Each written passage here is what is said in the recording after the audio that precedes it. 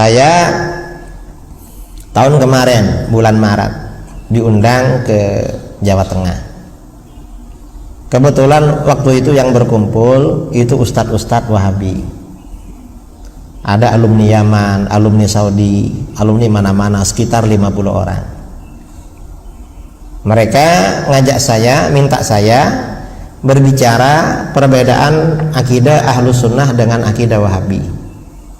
Saya terangkan waktu itu perbedaan tentang sifat 20 dan tauhid 3 Wahabi.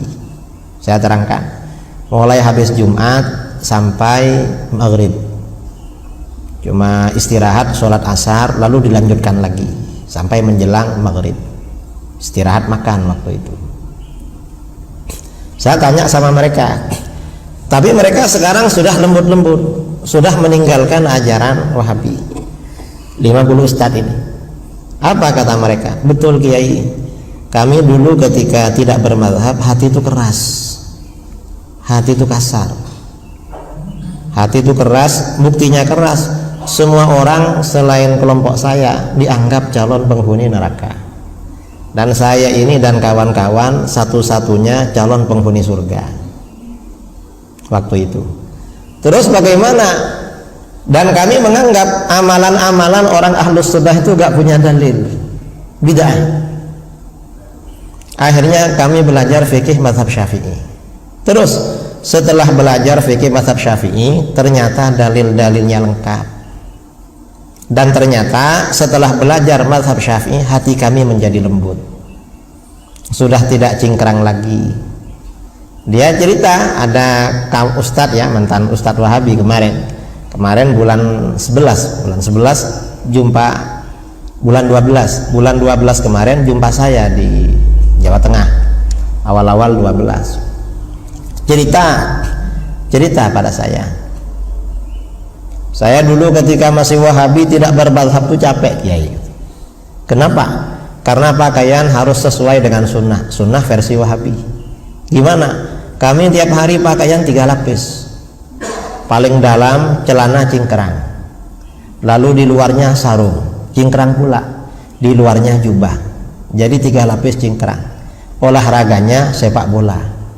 Bayangkan olahraga sepak bola pakaian 3 lapis kayak itu, kira-kira panasnya bagaimana? Dan belajarnya di Arab lagi. Arab tuh sangat panas. Tidak bermadhab. Akhirnya bagaimana? Sekarang bermadhab. Jadi bermadhab itu yang memang keharusan bagi kita. Nggak bisa orang tidak bermadhab. Orang itu kalau tidak bermadhab tidak bisa mendalam pengetahuannya dalam bidang ilmu fikih. Nggak bisa. Kalau mau mendalam, pertama harus menekuni satu madhab, baru pindah ke madhab-madhab lain. Kalau nggak menekuni satu madhab, semuanya dibaca kacau ilmunya, tidak sistematis, apalagi anti madhab. Nah, kelompok anti madhab ini, golongan yang anti madhab ini biasanya membawa slogan kembali pada Quran dan hadis. Dan ini pelecehan saudara, ajakan kembali pada Quran dan hadis. Mengapa? Ini menganggap orang-orang di luar dia gak ikut Al-Quran dan hadis. Anggapannya kan begitu, ajak kembali. Sebenarnya dia yang gak ikut Al-Quran hadis, buktinya dia ngajak kembali. Berarti kan nggak ada. Nah, kalau kita ini memang orang yang bermazhab ini memang ada di dalam ruangan Al-Quran dan hadis, karenanya nggak ngajak kembali. Lah ngapain ngajak kembali? Kita ikut nih mah. Lah dia yang nggak ikut itu ngajak kembali. Dan orang ini kalau ngajak kembali, kalau yang ngajak itu tahu jalannya bisa sampai. Misalnya ngajak kita pergi ke Pekan, tahu jalannya bisa sampai. Tapi kalau yang ngajak gak tahu jalannya, kira-kira dibawa kemana itu? Ngajaknya ke Pekanbaru, bisa-bisa dibawa ke Dumai, atau dibawa ke Rohil ya, atau dibawa ke Bukit Tinggi. Mengapa? Karena dia gak tahu jalan.